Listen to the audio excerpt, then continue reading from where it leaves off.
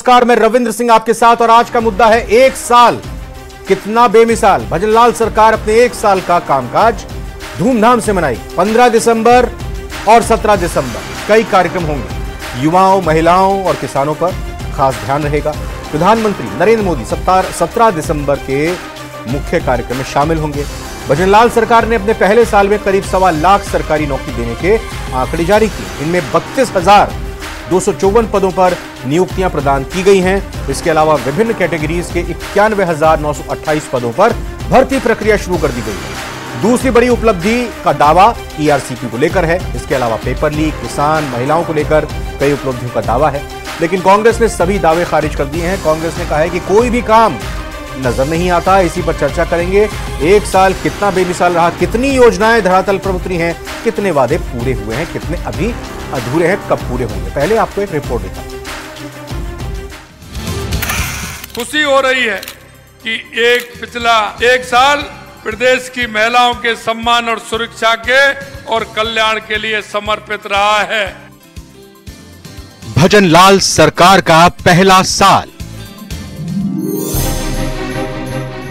पहली वर्षगांठ पर दुनिया के सबसे लोकप्रिय नेता नरेंद्र मोदी जी आ रहे हैं। हमने लक्ष्य रखा है कि अब तक जयपुर में जितनी भी सभाएं हुई हैं, जितने भी सम्मेलन हुए हैं, उन सब का रिकॉर्ड हम तोड़ें। यूथ के लिए खोला पिटारा, महिलाओं के लिए घोषणाएं। बालिकाओं को जन्म पर 1 लाख रुपए का सेविंग बॉन्ड प्रदान करने के लिए लाड़ो प्रोत्साहन योजना प्रारंभ की है। 27 लाख महिलाओं को सिलेंडर की सब्सिडी राशि हस्तांतरित करने का काम भी हमने आज आपके सामने किया है। पहले साल में करीब 1.25 लाख सरकारी नौकरी देने के दावे। हमारी महिला, हमारा युवा, हमारा किसान, हमारा मजदूर, युवाओं को रोजगार के अवसर प्रदान किए थे और 13 दिसंबर को हमने किसानों के हित की बात किसान सम्मान निधि से लेकर के किसानों के आने वाले जितने भी काम है, चाहे वो बिजली का हो, पानी का हो, उस काम को हमने बढ़ाने का काम किया है। बीजेपी ने कहा एक साल में किए कई ऐतिहासिक काम। अनेकों कामों के बारे में अगर मैं चर्चा करूं तो लंबा समय लगेगा, पर मैं कह सकता हूं कि आधुनिक भागीरथी के रूप में भजनलाल जी को इसलिए लोग याद करेंगे कि ईआरसीपी को मूर्त रूप के धरती पर उतारना और यमुना जल का वो समझौता जो सरदेव भैरव सिंह जी शेखावत ने 32 वर्ष पहले किया था, उसको धरती पर उतारना। युवा, महिला, किसान और श्रमिक, उन चारों जातियों को फोकस करते हुए राजस्थान की सरकार अपने कामों के बारे में योजना बनाना और योजनाओं को जमीन पर उतारना। और इसी तरह मुख्यमंत्री जी ने कहा कि हम जहाँ 1 वर्ष का लेखा जोखा दे रहे हैं, वहीं उन्होंने कहा कि हम 11 तारीख को हर वर्ष जो राइजिंग राजस्थान में जो एमओयू हुए हैं, उन एमओयू में कितने धरातल पर उतरे, उसका भी लेखा जोखा रखने का काम करेंगे। कांग्रेस का तंज, एक भी नई चीज नजर नहीं आती। 1 साल पूरा हो गया, लेकिन हमें तो कोई नजर नहीं आता कि इस साल में कुछ कोटा में कुछ हुआ हो। कोटा ही नहीं बल्कि कोटा जिले की कहीं पर भी कोई नई चीज नहीं देखने को मिली।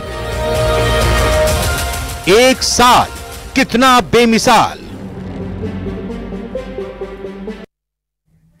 खास मेहमान जुड़ चुके हैं, परिचय कराते हैं एक एक करके। अपूर्वा सिंह जी बीजेपी से हैं, स्वागत आपका। प्रतीक सिंह जी कांग्रेस से हैं, आपका बहुत बहुत स्वागत है। डॉक्टर मिथिलेश जैमिनी जी का, वरिष्ठ पत्रकार हमारे साथ हैं, और निरंजन पोद्दार जी राजनीतिक विश्लेषक भी हमारे साथ जुड़ चुके हैं। पहली प्रतिक्रिया प्रतीक जी आप ही से लेंगे, क्योंकि कांग्रेस का यही कहना है कि एक साल में कुछ नया नहीं हुआ, कोई काम नहीं हुआ। आज बीजेपी की तरफ से एक प्रेस कॉन्फ्रेंस भी की गई। अरुण चतुर्वेदी ने कहा कि भाई हमने तो 65% संकल्प पत्र के काम पूरे कर दिए हैं और राजस्थान की पहली सरकार है जो इस साल भी अपने रिपोर्ट कार्ड को पेश कर रही है, हर साल ऐसा करेगी। रविंद्र भाई, अभी 2-3 दिन पहले किसान सम्मेलन से शायद मुख्यमंत्री जी ने शुरुआत की थी, तो मैं भी किसानों से ही बात कर लेता हूं। इनका घोषणा पत्र जो इन्होंने जारी किया था 2023 में, वो मेरे सामने पेज नंबर 9, इसके अंदर लिखा हुआ है खुशहाल किसान। उसका पहला पॉइंट है कि पीएम किसान सम्मान निधि के अंतर्गत किसानों की वित्तीय सहायता को बढ़ा के 12,000 रुपए प्रतिवर्ष किया जाएगा। तो क्या वो 12,000 रुपए प्रतिवर्ष कर दिया गया? बढ़ाया क्या? मात्र 2,000 रुपए सालाना, मतलब 5 रुपए प्रतिदिन। उसके बाद में ये इसमें है कि हम 20,000 करोड़ रुपए के एग्री इंफ्रास्ट्रक्चर मिशन की शुरुआत करेंगे। 1 रुपए का इंफ्रास्ट्रक्चर की शुरुआत नहीं की गई। तीसरा पॉइंट है कि जो गेहूं है उसका समर्थन मूल्य 2700 रुपए प्रति क्विंटल करेंगे। किया क्या? 2400 रुपए प्रति क्विंटल। तो क्यों नहीं 2700 रुपए प्रति क्विंटल किया गया? और उसके बाद में एक बहुत ही महत्वपूर्ण बिंदु है कि उसमें कहा है कि एमएसपी पर ज्वार और बाजरा की खरीद करेंगे, जबकि इन्होंने अपने हाईकोर्ट में जवाब दिया है कि हम एमएसपी पे खरीद नहीं कर सकते हैं, क्योंकि 1400 करोड़ रुपए हमने मांगे थे केंद्र से और वो नहीं दिए। ये इन्होंने हाईकोर्ट में जवाब दिया है। तो जब वादा किया था किसान से, तो किसान को ठगने की क्यों हुई है जरूरत, बताइए आप मुझे। जब 50% पूरी हिंदुस्तान का 50% बाजरा राजस्थान के अंदर उत्पादन होता है, तो वो उसको एमएसपी पे खरीद क्यों नहीं की जा रही। अब आता हूं महिलाओं के ऊपर। मैं आ रहा हूं, एक मिनट, क्योंकि एक एक करके देखिए। अच्छा रहेगा अगर किसानों के आपने 4 पॉइंट उठा दिए हैं, तो जल्दी से अपूर्वा जी से इनके जवाब भी ले लेता हूं। अपूर्वा जी, फिर उसके बाद महिलाओं पर आता हूं। प्रतीक जी। रविंद्र जी, देखिए, कांग्रेस जितनी किसानों की यहाँ हितैषी केवल बातों के तीर चला करके बनती है, वो ऐसा ना बने तो ज्यादा प्रमुख है, क्योंकि कांग्रेस को किसानों ने जवाब दे दिया है, चुनावों में भी दे दिया है और उपचुनावों में भी दे दिया है।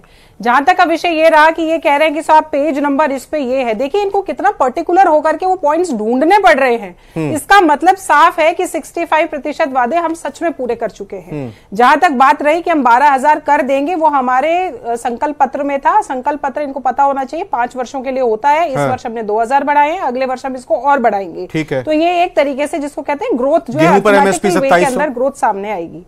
दूसरा विषय, इन्होंने एमएसपी पे बात करी। मुझे लगता है ये इतने समझदार हैं सभी लोग कि एमएसपी कहाँ यूज होती है और एमएसपी का क्या रोल है, ये हम जानते हैं। एमएसपी, देखिए रविंद्र जी, वहां पे यूज होती है जहां पर किसान को मार्केट के अंदर जब प्रॉपर प्राइस नहीं मिलता, खेती अगर किसी कारण से बहुत ज्यादा हो जाती है और उसको ऐसा लगता है कि फसल का मार्केट में प्राइस अच्छा नहीं मिल रहा, तो किसान को एक मिनिमम सपोर्ट प्राइस दिया जाता है कि किसान इसके नीचे ना जा पाए, सरकार उससे खरीद कर ले, ताकि किसान को नुकसान ना हो, उसके घर की खुशियां तबाह ना हो। तो जब मार्केट के अंदर गेहूं का रेट बहुत अच्छा चल रहा है, जब बाजरे का कीमत यहाँ पे 34 रुपीज पर केजी चल रही है, तो वहां पे ये क्या चाहते हैं कि किसान उसको 27 रुपए में बेचे। तो ये हितैषी हुए कि हम हितैषी हुए। जब श्री अन्न को इंट्रोड्यूस करके मार्केट के अंदर जब हमने इतना अच्छा उसकी मार्केटिंग करके इंटरनेशनली तक वो चीज ज्वार बाजरा की खरीद हो रही है, उसके बाद में ये चाहते हैं 27 रुपए में एमएसपी पर दे। ज्वार बाजरा की खरीद पर कहा हाईकोर्ट में कि भाई हम नहीं दे सकते एमएसपी पर,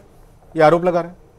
रविंद्र जी, देखिए बात यह है कि जब किसान को मार्केट के अंदर 32 से 34 रुपीस पर केजी के हिसाब से बाजरा और ज्वार उसका बिक रहा है, तो वो एमएसपी पर बेचने क्यों आएगा। मगर फिर भी अगर कोई किसान ऐसा होता है जो नहीं बेच पाता या जिसको प्रॉपर मार्केट नहीं मिल पाता या जिसका फसल कहीं खराब हो जाए और बहुत अच्छी क्वालिटी की नहीं रह जा पाती, उसके लिए हमने केंद्र से 4 जातियों में किसान के अलावा एक महिला भी। महिलाओं के लिए बताइए क्या कुछ काम किया है, फिर उसके बाद मैं प्रतीक जी से जानूंगा किया भी है कि नहीं किया। रविंद्र जी, देखिए आज ही 27 लाख बहनों को जो है वो सिलेंडर की जो सब्सिडी है वो ट्रांसफर करने का काम हुआ है। चाहे हम महिलाओं के हुनर को तराश करके उनको लखपति दीदी बनाने की बात करें, चाहे हम उनको लखपति दीदी बनाने के लिए उनकी महिला निधि बैंक से जो है वो करोड़ों रुपए की सहायता राशि उनको ट्रांसफर करे जाने की अब बात करें, 10,000 स्वयं सहायता समूहों को 15 करोड़ रुपए की राशि जो है वो हम ट्रांसफर करने की बात करें, चाहे 70,000 महिलाओं को 70,000 महिलाओं को 1500 रुपए प्रति महीना जब उनकी प्रेगनेंसी के दौरान होता है, तो प्रधानमंत्री मातृ वंदन योजना के अंदर हम बात करें, चाहे लाडो प्रोत्साहन योजना, सोचिए कितना बेमिसाल है ये बात कि अब हर घर में अगर बच्ची जन्मेगी तो उसको 1 लाख रुपया मिलेगा। मगर मैं आपको कुछ एक चीजें ये यहाँ पे दिखा रहे हैं तो मैं भी दिखाती हूँ। ये देखिए, इन्होंने झांसा दिया कि गरीब की बेटी की जब शादी होगी तब हम उनको 55,000 रुपया देंगे। ये देखिए, ये पेपर है, ये आर्टिकल है, ये उसकी कटिंग है जो 2022 के अंदर थी। इन्हें गरीब की बच्ची को शादी के लिए पैसे नहीं दिए, इन्होंने नकार दिया। दूसरी कटिंग आप देखिए, ये जिसके अंदर था कि प्रशिक्षण, युवाओं को प्रशिक्षण, महिलाओं को प्रशिक्षण, उसको देने में भी इनकी सरकार नाकामयाब रही और 4 वर्षों के बाद रही। स्मार्टफोन कांग्रेस सरकार ने, जो पहले की सरकार थी, उसने 4 साल सोती रही, अपने करप्शन के अंदर लिप्त रही। लास्ट के 1 साल में उन्होंने काम करना शुरू किया। जी प्रतीक जी, महिलाओं को लेकर बताइएगा भाई, आप ये सवाल उठ रहे हैं कि कंपेयर कर लीजिए मौजूदा सरकार का पहले साल का कार्यकाल और पिछली सरकार के पहले साल का कार्यकाल, उसी नजरिए से देखेंगे। रविंद्र भाई, मैंने तो उसी की बात की थी, मैंने तो इन्हीं के घोषणा पत्र की बात की थी। मुझे लगता है कि अपूर्वा जी को क्या है कि एसी कमरों की आदत हो गई है, बाहर किसानों की बातें समझ में नहीं आती। किसान जगह जगह पे ये बोल रहे हैं कि हम हमारे बाजरे को 700, 800, 900 रुपए प्रति क्विंटल पे बेचने को मजबूर हो रहे हैं, क्योंकि जो 2300, 2400, 2500 रुपए जो एमएसपी है उस पर सरकार खरीद नहीं कर रही है, इसलिए उनको 900 रुपए क्विंटल पे बेचना पड़ रहा है। जी, आप मार्केट जाइए, बाजरे की कीमत पता करिए। अरे मार्केट में यही तो प्रॉब्लम है। नहीं, रविंद्र भाई, आप मिडिल मैन तो बेच रहे हैं 35 रुपए किलो, और किसान बेच रहे हैं 900 रुपए क्विंटल में। क्या मैं गलत कह रहा हूँ? रविंद्र भाई, अगर मैं गलत कह रहा हूँ तो आप मुझे करेक्ट करिए। जनता देखेगी कि आप गलत हैं कि अपूर्वा जी गलत है, जनता तय करेगी। ये बिल्कुल सही बात है, ये किसान तय करेंगे। हाँ, बस आ रहा हूँ, एक मिनट जरा। हाँ, देखिए, ये एक मिनट मिथिलेश जी बोलना चाह रहे हैं। मिथिलेश जी, बाजरे का बताइए हाल क्या है? रविंद्र जी, और महिलाओं और अभी किसानों की बात हुई है, बोलिए। मैं खुद किसान हूं और बाजरा किसी भी कीमत पर पूरे प्रदेश में 27 से 28 रुपए किलो से कम नहीं बिक रहा। बाजरे की भरपूर मांग है और जो एमएसपी है वो 2250 रुपए। ये 900 रुपए का तो रेट ही नहीं है। 900 तो कांग्रेस ने कब खरीद लिया? ये तो जब कांग्रेस की सरकार यहाँ थी और हरियाणा में एमएसपी पर बाजरा खरीदा जा रहा था। सरकार कितने में खरीद रही है? सरकार कितने में खरीद रही है? देखिए, सरकार, राजस्थान सरकार एक भी बाजरे का एक भी दाना नहीं खरीद रही, क्योंकि बाजरा बाजार में ही पूरा खपत हो रहा है। और जब से लोगों ने एक मेडिकल अवेयरनेस आई है कि इसमें आयरन होता है, हाँ। इसके तमाम प्रोडक्ट जम के बिक रहे हैं।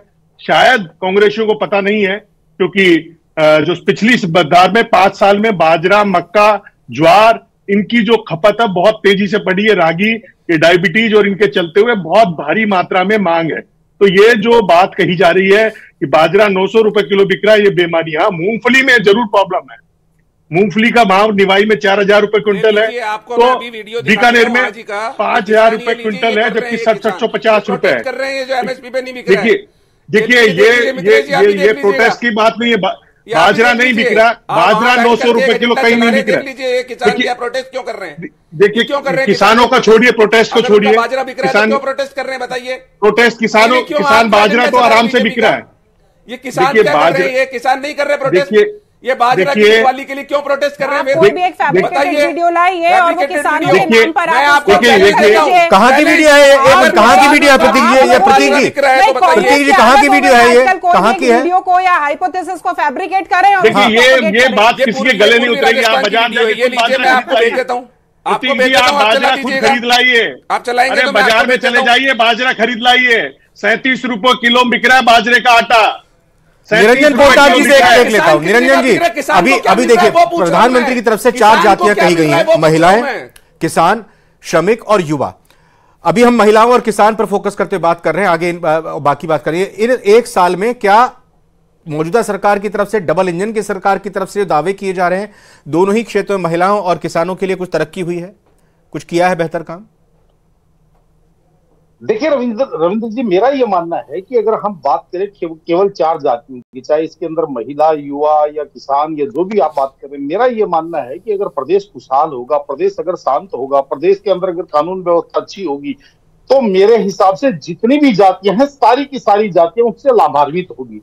लेकिन जैसे अभी 1 वर्ष आज मान लीजिए अगर राजस्थान सरकार को या भजन लाल जी को मुख्यमंत्री बने हुए होंगे, तो मेरा ये मानना है कि 1 साल में तो शायद वो अभी अपनी कुर्सी के ऊपर ढंग से बैठना सीख रहे हैं। पहली बात तो मैं ये आपको आपकी जानकारी के लिए मैं बताऊं, क्योंकि निश्चित रूप से ईआरसीपी का उन्होंने अनुबंध कर दिया, उन्होंने वहां से एमओयू कर लिया, सारी चीजें कर ली, लेकिन वास्तविकता क्या है?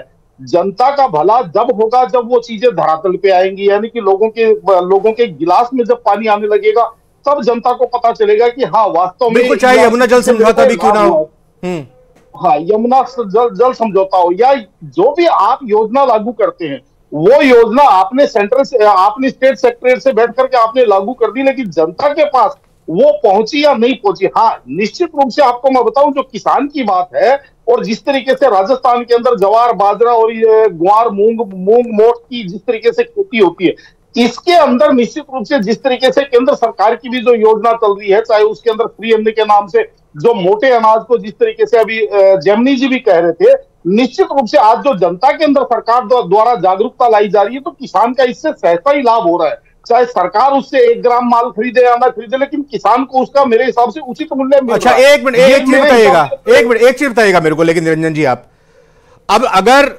ये नागौर में या बीकानेर में अगर ये मोटा अनाज 2700 रुपए में बिक रहा है, ये दिल्ली और मुंबई जाकर कितने में बिक रहा होगा? हमारी ये जो दिल्ली मुंबई में रहने वाले उनकी रसोई में कितने में पहुंच रहा होगा? रविंद्र जी, वहां के लिए तो ये आप ये मान के चलिए, वहां के लिए तो ये वीआईपी आटा माना जाता है। अरे तो सर व्यवस्था फिर उसी हिसाब से बननी चाहिए ना, मैं ये कहना चाह रहा हूं। रविंद्र जी एक्चुअली हो क्या रहा है हाँ कि आजादी के 75 साल बाद भी आ रहा हूं, एक बार मिथिलेश जी को सुन ले पहले। हाँ, जो किसान और जो रियल खरीदार उनके बीच में कोई buffer stock management system develop नहीं हुआ, बस इसी की बात है। वो अगर डेवलप हो जाए तो पूरे देश में किसानों की बहबूदी हो जाए, क्योंकि अब ये तय हो चुका कि किसानी करना अब घाटे का सौदा नहीं रहा है। अब किसानी धीरे धीरे सस्टेनेबल ग्रोथ की तरफ जा रही है, लेकिन उसके लिए इंपॉर्टेंट है कि बिना पॉलिटिक्स किए हुए। प्रतीक जी बताइए क्या कहना चाह रहे हैं, फिर आ रहा हूं निरंजन जी। जी मिथिलेश जी आ रहा हूं फिर। हाँ, वैल्यू एडिशन प्रोडक्ट है वो बने। जो कांग्रेस की बात है, कितने किसान है उसकी पोल में अभी खोल देता हूं, आप इसको चुप कराइए। एक साल में मिथिलेश जी एक मिनट सुनिए के खिलाफ, आराम से, एक साल में भजनलाल सरकार के खिलाफ मिथिलेश जी कितने किसान है और इनको कितना पता है उसकी पोल अभी खोल देता हूं, चुप तो कराइए आप इनको। अब देखिए आप चुप नहीं होंगे। ये टाइम्स ऑफ इंडिया का आर्टिकल है 5 अक्टूबर 2024 का, इसमें लिखा हुआ है बाजरा फार्मर्स 8 डिस्ट्रिक्ट सफर ₹300 पर quintal loss due to low price. ये 5 अक्टूबर 2024 का है। सरकार की एनएसएसओ ये कहती है कि जो सरकार जो मुनाफा है किसान का वो 27 रुपए प्रतिदिन रह गया है। ये पता नहीं कौन से किसान की बात कर रहे हैं, कितना इन्होंने किसानी कर ली है, मुझे तो समझ में नहीं आ रहा। ये सरकार ये न्यूज आर्टिकल झूठ बोल रहे हैं और ये जो यहां पर बैठे हुए हैं जो बीजेपी के दूसरे प्रवक्ता वो सही बोल रहे हैं। देखिए प्रतीक जी ऐसा कुछ भी कहिए, ये गलत है। प्रतीक जी ऐसा नहीं, गलत बात है। नहीं ये गलत बयानी कर रहे हैं ना, गलत बयानी क्यों कर रहे हैं? अरे किसान का दर्द तो समझिए। किसान अगर अपने जो लागत है वो नहीं मिल रहा है तो उसका दर्द तो समझिए, उसका दर्द बयां तो करिए कम से कम। अगर उसको उसकी लागत मिल रही होती तो वो किसान सड़कों में थोड़ी खड़ा होता, वो अपने घर में बैठा होता जैसे मिथिलेश जी बैठे रविंद्र जी जरा प्रतीक सिंह जी से ये पूछ लीजिए कि 1 वर्ष पहले 5 साल तक इन्हीं की सरकार थी, इन्होंने अरे 1 साल हो गया आपने कितना खरीदा? आपने जीरो खरीदा। अच्छा आगे बढ़ते हैं, एक आगे बढ़ते हैं। निरंजन जी देखिए, एक आपने बात बहुत अच्छी कही निरंजन जी, आपने कही कि धरातल पर दिखनी चाहिए, धरातल पर दिखनी। मैं ये देख रहा हूँ एक चीज, प्लीज एक मिनट, प्लीज युवाओं की बात करते हैं, युवाओं की बात करते हैं। आपने कहा भाई धरातल पर दिखनी चाहिए निरंजन जी। भाई दावा किया जा रहा है 1.25 लाख नौकरी हम दे रहे हैं, अब इसमें से 32,254 पदों पर तो नियुक्तियां प्रदान कर दी गई हैं कहा गया, और 91,928 पदों पर भर्ती प्रक्रिया शुरू हो गई है। सर ये आंकड़ों का खेल है, झोल है, क्या है? मतलब 91,928 पदों पर भर्ती प्रक्रिया शुरू हो गई और कह रहे हैं कि आप हमने 1.25 लाख नौकरियां देने का काम कर दिया 1 साल में। अब ये कब धरातल पर 91,000 उतरेंगी? और आपको 4 लाख के आंकड़े को छूना है 5 साल के अंदर। हाँ, नौकरी के मामले में भजनलाल सरकार का सिस्टम ये फैल है कि ऐसा ही भर्ती जिसके दम पर ये राज में आए हैं उसको रद्द नहीं कर पाए हैं, उस मामले में मात खा रहे हैं और जमानत हो रही है। और अगर जमानत होगी तो बाबूलाल कटारा, रामूराम रायका की भी जमानत हो जाएगी और इस सरकार के खिलाफ मानहानि के मुकदमे दर्ज होंगे और कांग्रेस सड़कों पर आके कहेगी कि हमें झूठा बदनाम किया गया। इस मामले में अगर ऐसा ही भर्ती रद्द नहीं की तो राजस्थान के 8 लाख नौजवान, मतलब वही 2G और कोलगेट स्कैम वाली ही स्थिति यहां पर भी होती हुई दिख रही है। जी निरंजन जी, फिर उसके बाद अपूर्वा जी जवाब। देखिए रविंद्र जी, सबसे पहले तो मैं एक चीज यहाँ पे निवेदन करना चाह रहा हूँ, प्रतीक जी को भी बताना चाह रहा हूँ कि ये जो न्यूज आर्टिकल है ये मिथिलेश जैमिनी जी जैसे ही पत्रकार इन न्यूज आर्टिकल को भी वही पत्रकार लिखते हैं जो पत्रकार यहाँ टीवी पे बैठ करके चर्चाएं करते हैं, और ये अपना अपना दृष्टिकोण है, हर आदमी अपने दृष्टिकोण से चलता है। पहली बात, जिस तरीके से आपने युवाओं की बात करी, निश्चित रूप से देखिए रविंद्र जी, अभी जैमिनी जी ने मेरे मुंह की बात जैमिनी जी ने कह दी कि जो पूर्ववर्ती सरकार की और जिन चीजों को लेकर के, चाहे पेपर लीक को, चाहे एसआई भर्ती पेपर परीक्षा को रद्द करना, चाहे जो तमाम सारी की सारी चीजें करके आज जिस तरीके से युवा अगर मान लीजिए वहां पे आसान्वित है इस चीज को लेकर के कि नई सरकार आई और ये कह रहे थे कि हम बड़ी मछलियों को पकड़ेंगे और हम इसके अंदर ये करेंगे वो करेंगे, जिस प्रकार की लोगों के अंदर एक उम्मीद जगाई थी, चाहे वो लगातार हुए पेपर लीक का मामला हो या तमाम सारी की सारी चीजें हो, कहीं ना कहीं आज वहां लोग निराश, अपने आप को निराश महसूस हो रहे हैं। जो पकड़े जा रहे हैं वो भी छोटी मछलियां कहीं ना कहीं है। और जिस तरीके से आज भी युवा नौकरी की अगर हम बात करें तो वास्तव में देखिए सरकार अपने समझ से हो सकता है प्रयास कर रही हो, लेकिन 31,000 या 35,000 की जब हम बात करते हैं तो ऊंट के मुंह में जीरा नजर आता है। अपूर्वा जी जवाब दे रही है, इसका ज्यादा वक्त मेरे पास नहीं है। क्या अपूर्वा जी जवाब दे प्रतीक जी लास्ट में? जी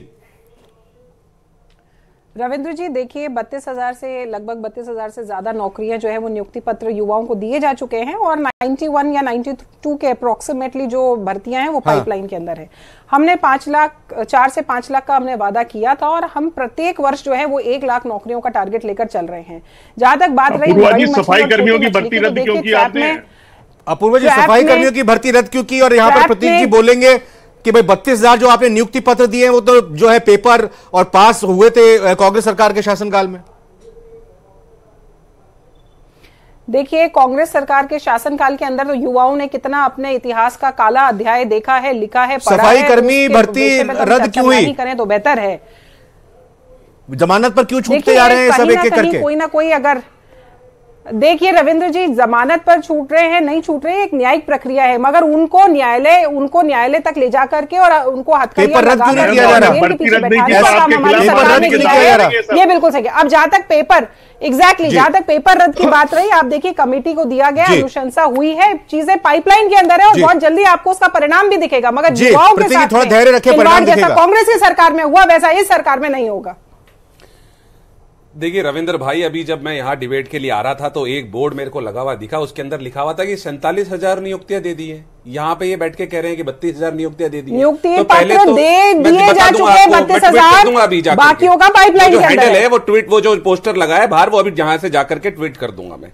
दूसरी बात मैं कह रहा हूं, इन्होंने बोला कि हमने जो नियुक्तियां निकाली उसमें से 52,000 नियुक्ति जो है वो तो फोर्थ क्लास के लिए, और उसके एग्जाम भी अगले सितंबर में होंगे। उसकी जो नियुक्ति होगी, जो सारी चीजें होंगी वो 26 में जाकर के होंगी। तो कौन से किसको नौकरियां दे रहे हैं? बिल्कुल सितंबर में सरकार अगर काम कर रही है तो उसको सरकार को धरातल पर उतारकर दिखाना होगा और ये जताना भी होगा। और कहीं ना कहीं ये आंकड़ों की गड़बड़ी, फेरबदल नहीं दिखनी चाहिए एकजुटता के साथ। ये सिर्फ और सिर्फ भजनलाल शर्मा की जिम्मेदारी नहीं है, बीजेपी की भी जिम्मेदारी है और पूरे कैबिनेट की जिम्मेदारी है कि अगर सरकार जो काम कर रही है उसको सही तरीके से लोगों के बीच में लेकर जाए और विपक्ष को भी अपनी भूमिका सही तरीके से दिखानी है, बतानी है। सरकार जो काम कर रही है उसमें कहां गड़बड़ी है।